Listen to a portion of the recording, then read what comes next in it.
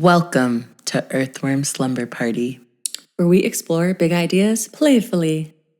My name is Opulence, and I love Hello Kitty. My name is Nisha, and I miss my cats at home today. Not the same, but kind of the same. Kind of the same. Yeah. Both cats. Anyways, welcome to Earthworm Slumber Party. Whether you're someone who is a part of our season 1 or if this is the first episode you're listening to, we're so happy to have you here. I was just reflecting with Nisha today that this is a true premiere of season 2 moment. We were setting up. It felt a little awkward. We were like, how do we do it again? And it just reminded me of those TV shows when you're so in it after the season finale of season 1. And then when you reconnect with the characters in season 2, it's they're somewhere new. It's a little awkward. You're like, do I even care about this show anymore? And so I'm wondering for you, Nisha, it's season 2. We're just beginning. Where are you now? Where am I now? I completely relate to what you're saying. I actually felt very similar when I started House of the Dragon season 2. And I was like, what happened in season 1? How are these people related? So yes. So just to make those connections for myself and for all you listeners out there, I would say the most significant things that have shaped where I am right now are a couple big trips that I went on that weren't just a few months apart. I went to India with my mom and my brother and my boyfriend. And then a few months later, I went to Japan with my boyfriend. Oh my God. So those are Jet setting with the boyfriend. I know, in India and Japan. India was interesting because it was all my family there and stuff. And I wasn't sure how that would go, given I'm bringing my boyfriend. I was going to say, it's truly brave of you as a South Asian woman to bring your white boyfriend on a boyfriend, guys. A boyfriend. Yeah. Not anything I don't even bring a white boyfriend home, let alone to the motherland. I love that you did it. How was it? It was great. He had a good time. I mean, it was a very intense trip for a lot of reasons. It's, personally, it's always been hard for me to travel with my immediate family. And that really, everything that I hated about traveling with my family growing up, I just felt like I was 12 years old again. But this time I had my boyfriend who was such a safe person, and he had a really great time and was so grateful that he got to kind of see BTS India, not the tourist India of a white guy, right? He got to actually hang out with my family, have dinner with people multiple times, and he was really grateful for that. So overall, now that it's months and months later, I can see it in a more positive light. But at the time, there was so many emotions. It was challenging. Yeah. One thing that we have in common, Nisha, is that I also went to India with my mom. And then I went to Japan, not with a boyfriend, but one of my best homies. So we kind of both took these trips on a very similar timeline. I remember when I was leaving India, you were headed there. Mm-hmm. And then when you got back from Japan, I actually 2 days later went to Japan. So it was kind of cool to have those parallels with you. For me, the only trips I'd ever taken out of the country were to be with India and be with my family. And so actually my trip to Japan was my first international trip without my mom. Really? Ever? Wow. Yeah. And, I have a brother who hasn't been back to India since he was 8 years old. Mm-hmm. And it's because he does a lot of more touristy or backpacking type of travel through other countries. And I always was kind of dude, make time to go to India. Part of our family's there. It's special. And he's always it's not the type of travel I want to do. Mm. And I was so judgmental of him. But I have to say, after going to Japan, I get it. Because it's kind of hard to go back to being 12 years old and to be somewhere where people are very protective of you. Just to spend so much time with my mom. But it was still really special. And I think good for my mental health. I remember every day I would walk to the park and work out at those park workout things.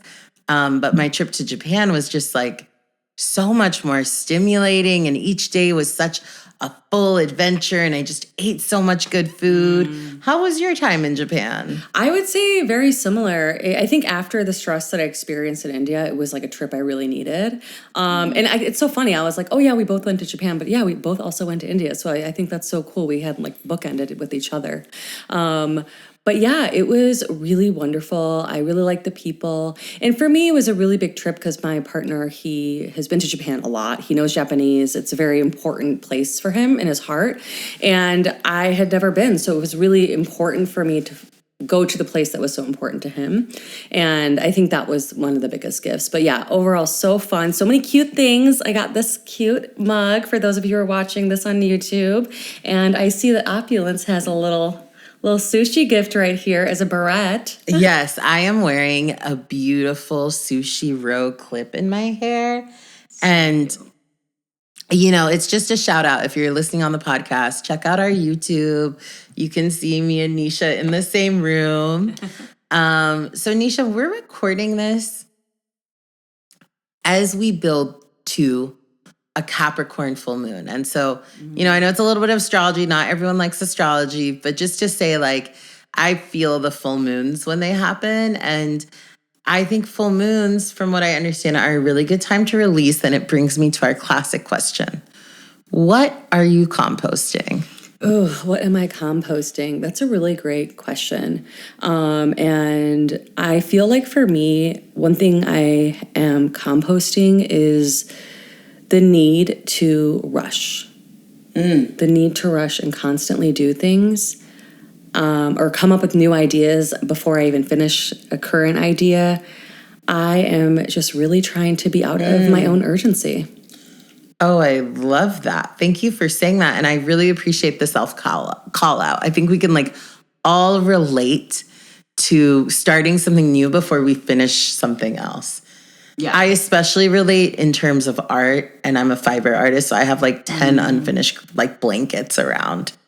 I really attribute it for myself to my Sagittarius moon. That's often in conflict with my Virgo sun. So that's kind of my Sag moon vibes. But yeah, I also have so many things that, it's not just not finishing things for me. Sometimes it's I have current projects going on, this course I'm running. A lot of it for me right now is work related. A course I'm running, and I have a container that I'm going to start that I'm all of a sudden I'm I'm going to also do this, and I want to do this other thing, and it kind of gets me away from really having the focus on the things I want to focus on. So it's almost an escape. I'm an escape artist in that way, So yeah, I think I'm just really composting that. I'm even noticing in the mornings when I get ready, and it's not just about don't look at my phone. I actually start thinking, I wonder what the birds sound like right now. So it's not so much this a negative, a don't. It's more what else is available to me right now that I can pay attention to? And that's a way for me to slow down. And when I say slow down, not be in urgency, I also think how can I be more in sync with the earth? And I think that is a question that can answer all of these other questions about how we might be rushing, or all these other concerns, or, things we ask ourselves about how we spend our time and how we use our time and what we're doing. I really feel that. And actually, my former coworker, someone who I still love to this day, shout out to Miller and the MCG. Miller always says, urgency without emergency is violence. Ooh, that's a good one. It is. And it's really an explicit call in of corporate culture, nonprofit culture, the way that we create these hard deadlines, and then we're emailing, we create so much tension around the deadline, but the deadline is often arbitrary. The deadline is self-created. And I go back and forth because I, as a Taurus sun, can be really slow moving. And I do think that sometimes a deadline, or not finishing, slowing things down too much, can also be a way to sabotage. But overall, I see how much harm and just unnecessary stress can be created from urgency, and how urgency in itself is a stress response, So love that you're composting that. I am composting just the idea that I know it all, or that I'm the only one with the answer. I think it's vulnerable to verbalize that, that I even think that way, because I think obviously I know, and in my values, I'm oh, there's multiple solutions. I believe in collaboration. But this past week, I've received a lot of feedback from my friends, from collaborators. And I think it's kind of a give and take moment. You know, I work as an accountability coach with a lot of leaders, and a lot of times people get feedback and they take it very personally. And I think what I try and remind everyone, what I'm trying to remind myself is like, we are going to have growing pains in our careers. Like, we are going to grow, not just in our careers, in our lives. It's going to be painful, but getting feedback is actually like, because we're doing something new or because we're holding power in new ways, is actually kind of exciting. And so it's a reframe I have to really reach for, because I've just been leading a lot of cool things, doing strategic planning, working with people on these with like amazing clients, leading processes I only ever dreamed of. And I realized through that, getting a lot of feedback, the ego's getting inflated, okay? And then also just holding a leadership role. I didn't realize it would be so challenging for me to be in this role. It's like a role that I've always wanted. But I think to look back and realize that like in holding this leadership role, in having all of my knowledge and skills at the forefront and utilized, I'm also realizing like, oh, I'm not the leader I thought I would be.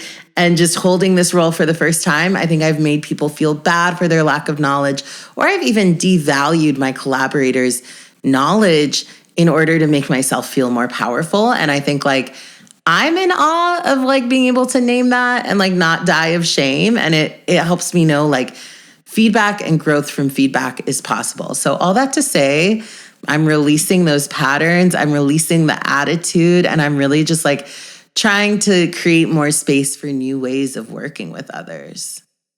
Wow. That really, hits home. And I know you and I have talked about this on our own before, where it's like we both work in spaces where our relational skills are so important, but we're still humans who we are working through our own stuff. Yes. And being able to relate to ourselves and connect with others, but also receive that feedback, it can be really hard. It can be something that we take personally. I know I definitely have.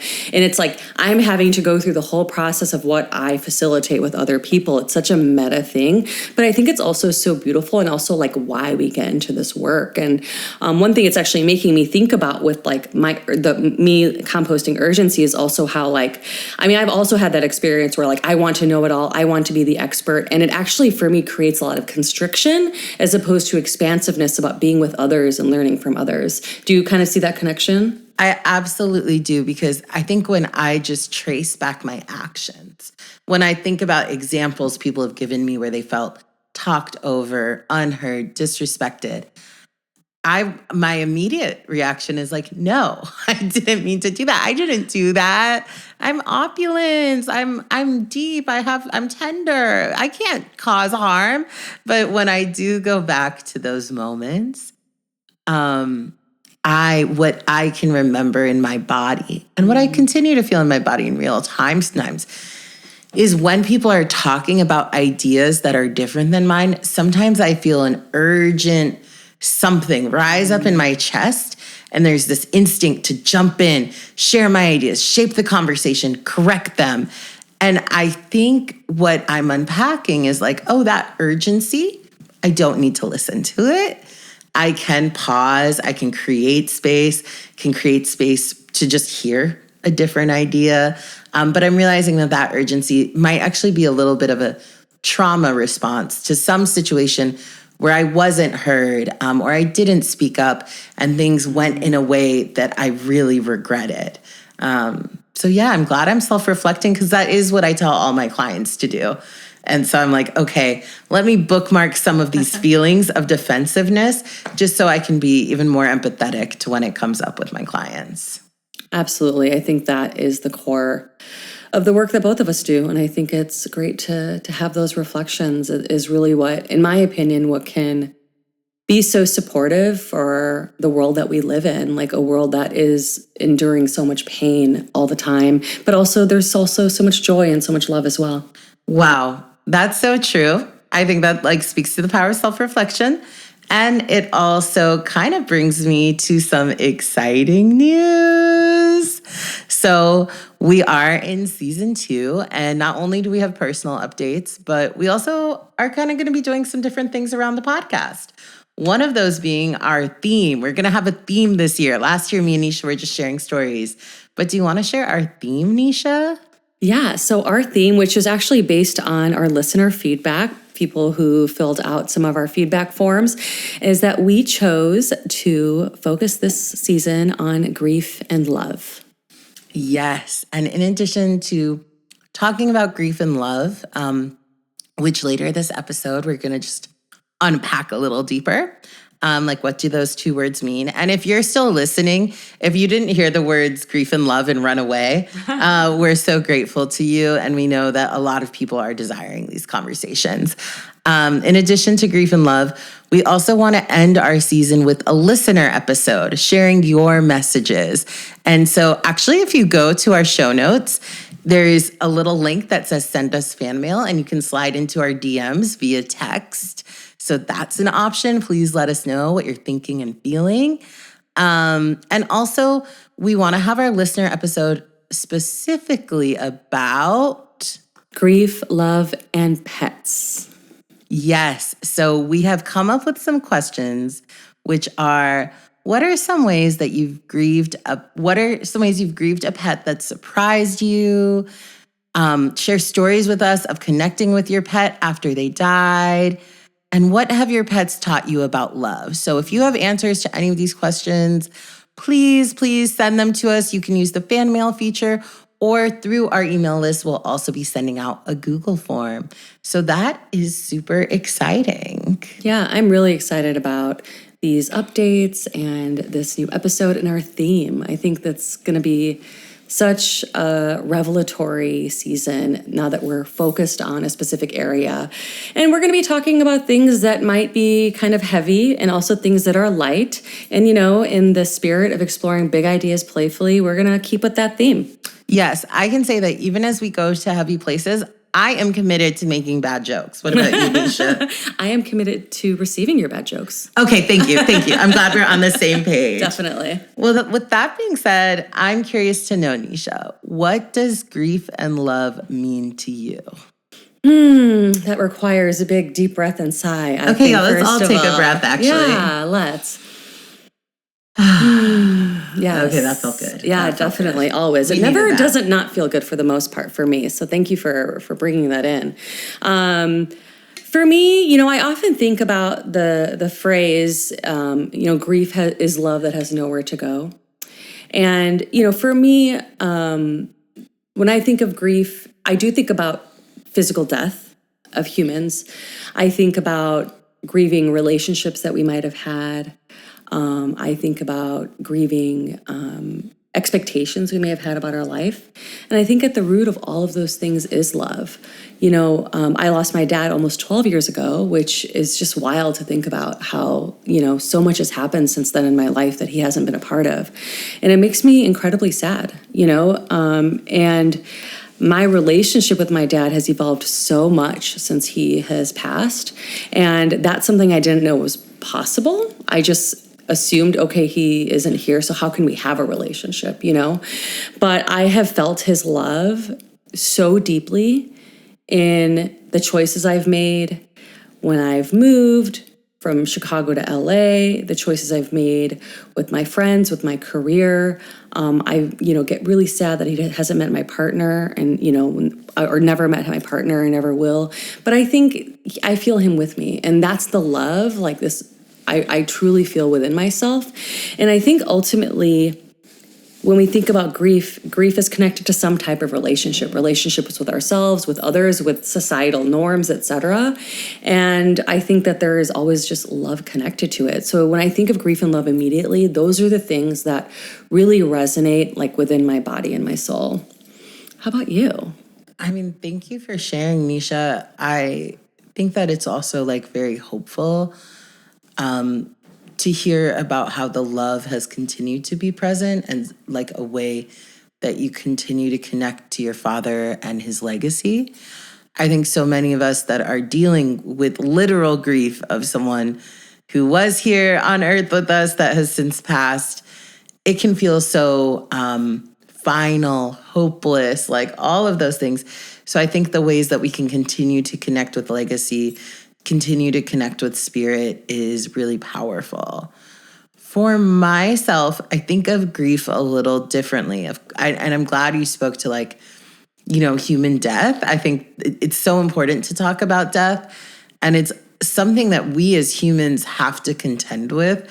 You know, my uncle, I was at a family gathering and I was mostly with like people who were maybe like 20 plus years my senior. And they were talking about all the different funerals they were going to. And my uncle turned to me and he said, you know, when you're young, you go to weddings, and when you're older, you start going to funerals. And I was like, wow, okay. And I started understanding the loneliness of my elders more.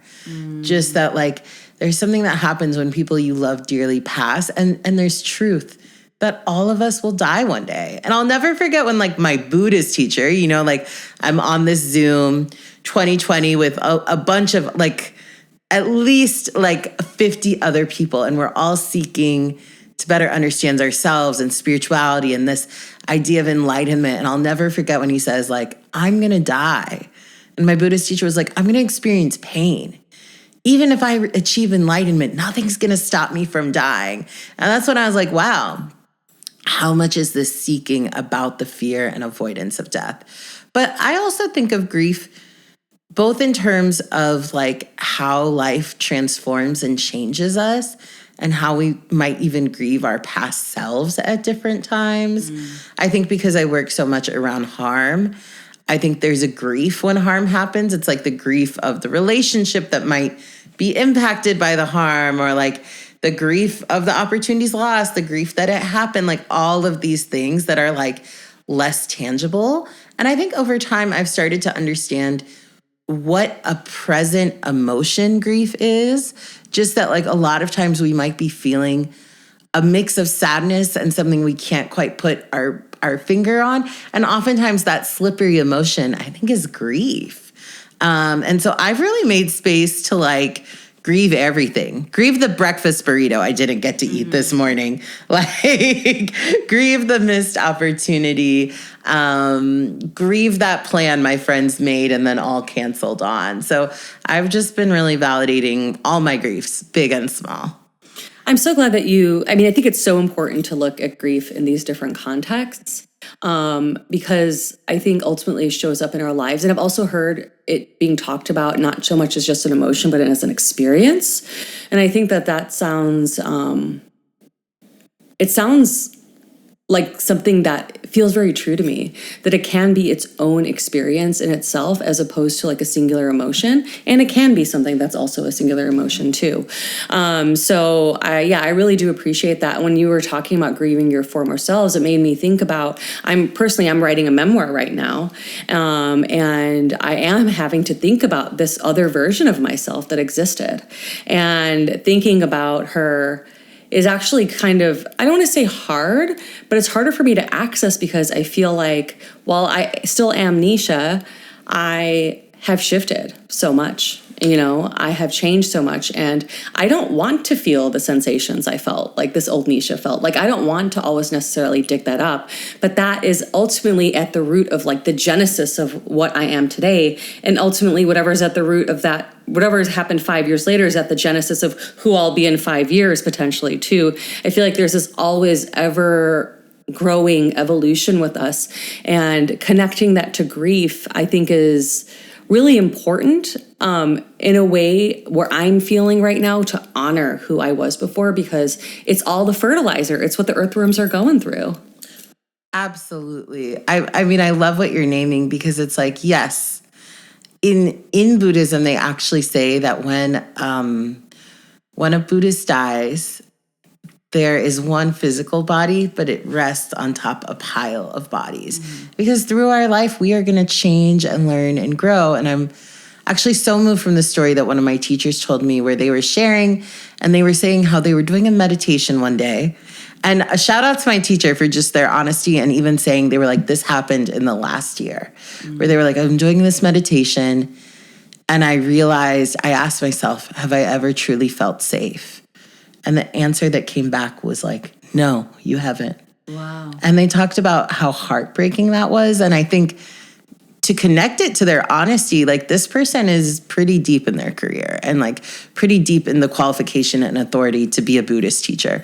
So for them to share just that, like the humility and honesty to share that they hadn't felt true safety, I really admired, because I think sometimes we pretend. I think sometimes the grief is so deep, and often I'm grieving my younger self. I'm grieving like, I'm sad that my younger self didn't know safety, like how could my life be different if my younger self knew that? Very often I come to like, okay, well, that is the past and that is what we're working with here. And that is the reality. Like, how do we move forward? But something they said was that, because I was like, okay, so you realize you don't know safety. Like, what happens next? And they shared, they were like, well, I had to embark on a spiritual journey. And I had to let that version of myself that didn't know safety die. And I had to let a new version emerge. And they were just speaking about how very often sometimes what we need, we don't have and we can't fake it. And we have to go on these explorations in life to understand what that thing is. And so I think hearing all of that and hearing what you're naming, it's like grief is just a part of life. And it's especially a part of life, I would say, in 2024 America. Even as I say that, I'm like, oh, yikes. I'm like starting to sweat. Because I think we're living in unprecedented conditions and definitely conditions of violence. And so when we talk about grief and love, I think a question that always emerges for me, and I would love to hear your thoughts on, Nisha, is like, what does it mean? What does it mean to grieve? What does it mean to love in a culture of violence? Ooh, yes. Thank you so much for naming all of that and bringing it to this, because we can't decontextualize the cultures we live in when we're talking about our own personal lives, because it is, I often think about how, my mom was born the year of Indian independence and the year of the partition in India. My dad was born just a few years before. I am born essentially from that independence, end of colonization, and the effects of colonization. So thinking about colonization as violence. Also thinking about, a few years ago when COVID came out, and COVID still is not over. I just had it a couple weeks ago. All of these things being some type of violence. And it's actually interesting when you had mentioned before that urgency is emergence, or urgency without emergency is violence. And it also makes me think how much of this violence, whether we're talking about colonization in the past, current, forms of colonization that are happening, settler colonialism in America, the genocide happening in multiple places right now, including Palestine, what's happening in Sudan and Congo, like all these different things that are happening worldwide, all this pain that exists that goes back and forth amongst different people and groups of people and people in power, how, while I might not know X leader in power, I still feel grief from their actions. Yes. I really appreciate you naming this, because I think what I hear is like everything hurts right now. And we don't have to know the details. We don't have to be like listening to NPR to know that like everything hurts right now. Mm-hmm. And I think building capacity around that pain is so important. And I think part of what I hear you saying, because I heard you name COVID and I was like, oh yeah, like COVID is such an interesting thing to talk about for a couple of reasons. One being, when we talk about grieving our former selves, grieving what could have been, I know that we all have some COVID grief because we spent a year plus of our life not living it normally. I know people had different graduations, people put off weddings. Like there's all these ways we were impacted by that. And some of that is stored inside of us. Some of that hasn't been drawn out or explored because we live in a culture of violence that doesn't acknowledge trauma, right? And so a lot of us, we went through a mass traumatizing event, and we're living in a culture with almost no tools or frameworks on how to hold that event. And so what we go towards is denial. What we go towards is avoidance. And so similarly, when we talk about the trauma or the grief and the culture of violence around COVID, what we're also referencing is not just our mental health impacts from COVID. We're also talking about the lack of worker protections. We're talking about the lack of care for people with disabilities. We're talking about masking being criminalized, and so it's like, wow, it's really laid bare. The culture we live in doesn't prioritize care. It prioritizes money. A lot of our officials whose job it is to look out for protections are not doing their job. And as a result, we have people not able to access medical care. We have people receiving compromised medical care or even being killed due to receiving COVID while trying to access medical care. So it's like, I think all of that can feel really heavy. And then adding to that, we're living through an active genocide that's ongoing in Palestine. And then the awareness around that genocide, for me personally, it brought more awareness around what's going on in Sudan and the Democratic Republic of the Congo. And I think when my awareness shifts to these things, some of what comes to mind for me is how do we as humans create these? These are human created situations. Mm-hmm. Absolutely. I love that you brought urgency back up, because it's do we need a new iPhone every 2 years? And what would it mean to slow to the pace of sustainability? Mm-hmm. What would it mean? What personal sacrifices would we need to make to truly remove violence from our everyday lives? And I don't have the answer to that, but I'm down for it. Yeah. I'm down. I was going to talk about this. I've been fangirling over this podcast called Planet Critical, and they have so many amazing guests on it. And I was just listening to this episode about all of the different mass extinctions of Earth. Wow. And it was really interesting. And in a way, the person who was on, he's a science journalist. He wrote a book about it. And I think it's called The Ends of the World.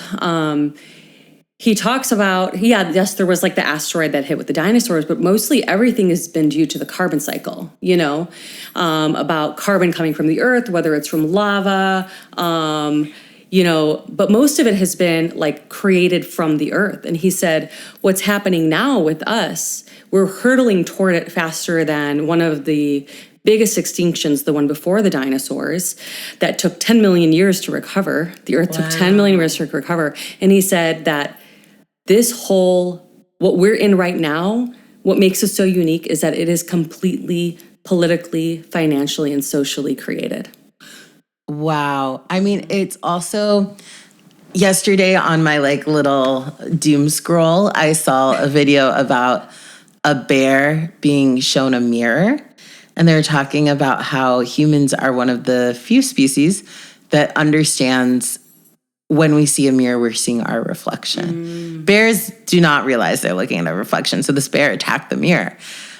I think it's wild to be okay, we're in a mass extinction event of humans, which this is maybe very honest and somewhat morbid, but there is a way where when I feel overwhelmed by the level of violence on Earth, when I think about the weird army robot dogs and AI and surveillance, sometimes I just take a breath. Let's actually take a breath. Take a breath, yes.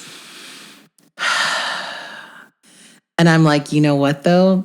We are going through a mass extinction event. So I don't know when in the future, but all of this just won't matter. It's just gonna be Donald Trump, who? It's just carbon here. And then I also think it's interesting, I had to get my roommate to explain the extinction of the dinosaurs to me, because I was okay, an asteroid hit and it probably knocked out the dinosaurs in that region, but how did that kill everything on Earth? And my roommate was sharing that, to your point, it was the pollution and the gases that caused everything to suffocate. And I'm oh my gosh, that's how the crocodiles survived. But just saying that after mass extinction events, there is bursts of life all over Earth. And it's just the beginning of a new cycle.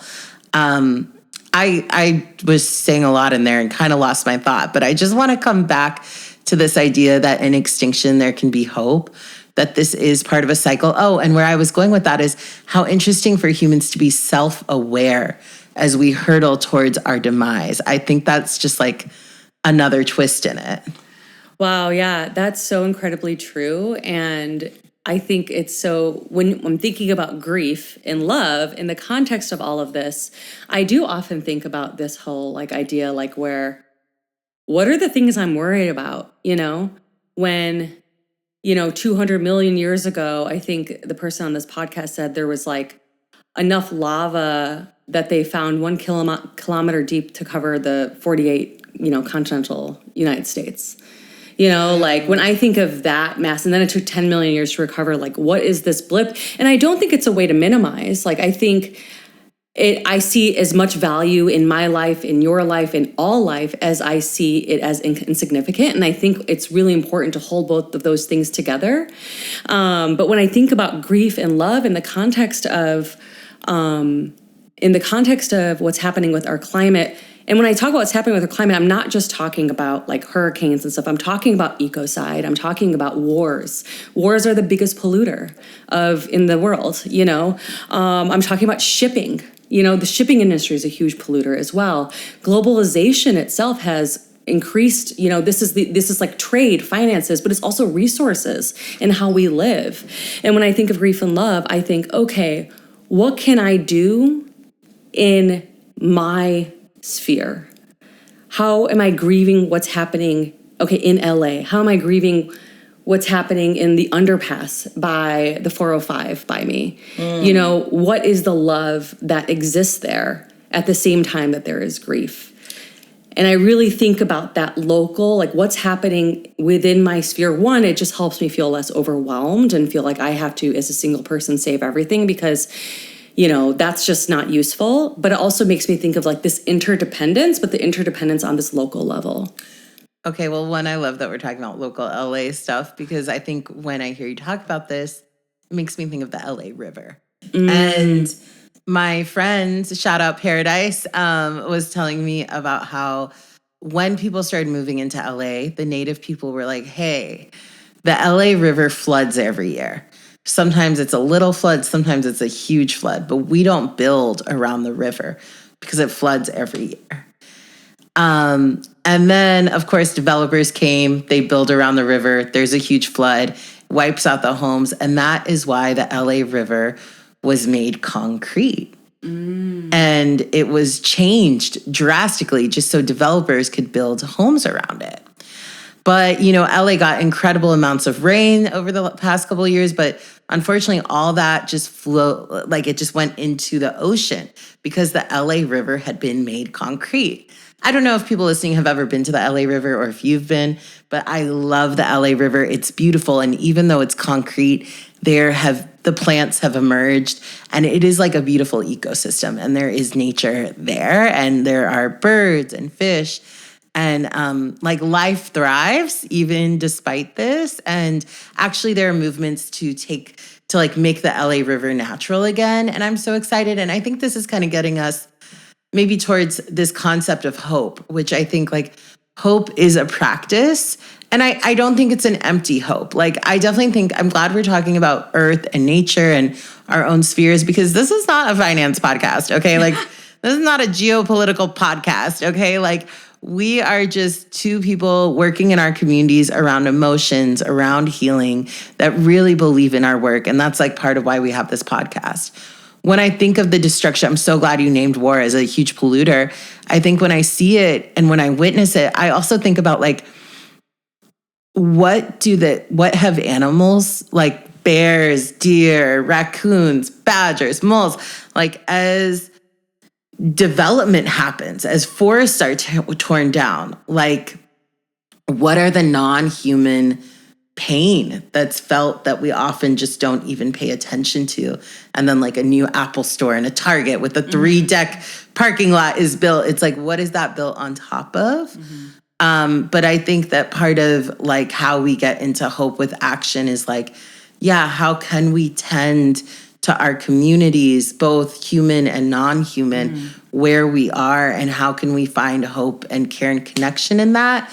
And I think in that same vein, reading about lands being ceded back to tribes, reading about dams being removed and salmon being able to return to their migrations, all of that does fill. I know it's a drop in the bucket, but it does fill me with some sense of peace and hope and excitement.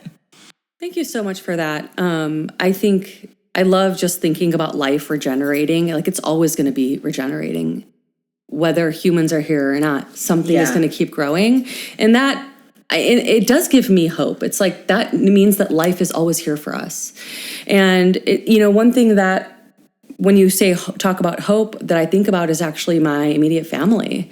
And I have always in my life, and I've been reflecting a lot about this for my memoir, had a hard time being with my family. I've loved them, but I've often not really liked them. And one thing, so real, right? I mean, I don't think we're just the only two people that can relate. So send us some fan mail if you relate to that. But yeah, and one thing I've really been trying to work toward this year is really having a better relationships with them, whatever that might be. And I have seen it bloom in ways that I literally, if you told me 10 years ago this is how it would be, I would be like, no way. So when I think of hope, I think I am literally living in a reality with my family that I didn't think was possible. And so if that's possible, I truly believe anything is possible. That's beautiful, Nisha. I honestly really relate. Like, I think if my 18-year-old self saw where I was, they would be shocked. And, there was a time in my life where, like, my mom asked me not to come to a family member's wedding. There was a time in my life where I stopped talking to my family altogether, and I thought I would never see them again. And now I live in a world where, like, my mom buys me discounted queer merchandise from the Pride clearance sales at Target and, like, fills them with what she calls queer rotis and is like down to talk to other parents of trans people, especially South Asian people. And I'm like, I never, ever predicted my mom would become like a representative of queer inclusion for South Asians. Yeah, that's amazing. It's just like unbelievable to me. It's shocking. But truly, it teaches me that anything is possible. And I think this kind of brings us to a new segment we've decided to add because so many listeners told us they love the, like, what are we composting?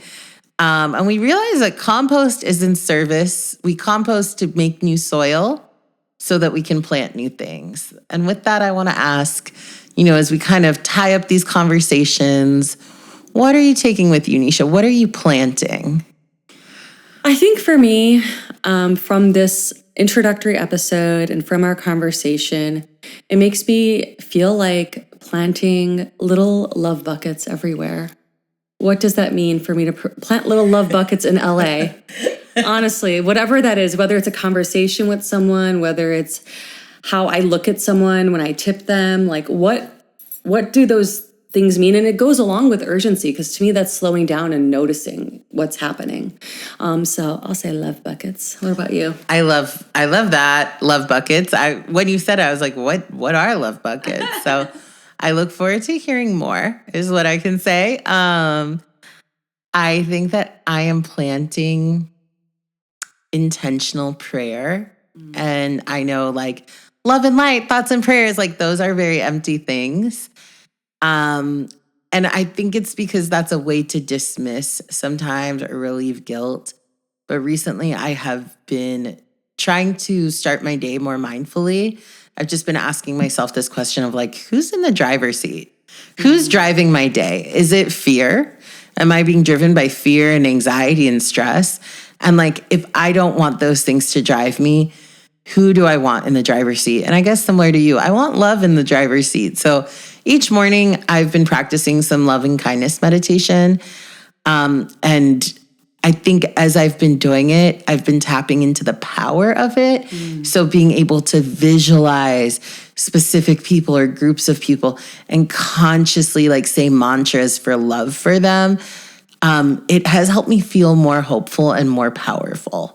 So I'm planting hope, power, and intentional prayer. That sounds beautiful. I love it.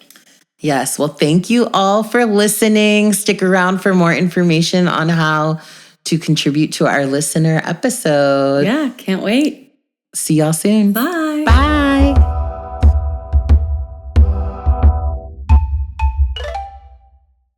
We decided that for our final episode this season, we would love to have a listener episode, and we want to hear from you. Yeah, we're going to be doing an episode in line with our theme this season about grief, love, and pets. So some questions that can inspire you are, what are some ways you've grieved a pet that surprised you? Share stories of connecting with your pet after they died. And what have your pets taught you about love? So head to that fan mail text message button in our show notes and let us know. And if you just want to send us a message letting us know what you thought about the podcast, we would love that too. Thank you. Bye. Earthworm Slumber Party is hosted by Opulence and Nisha, edited and scored by Adrien Garbar, and produced by Dalya Guerin.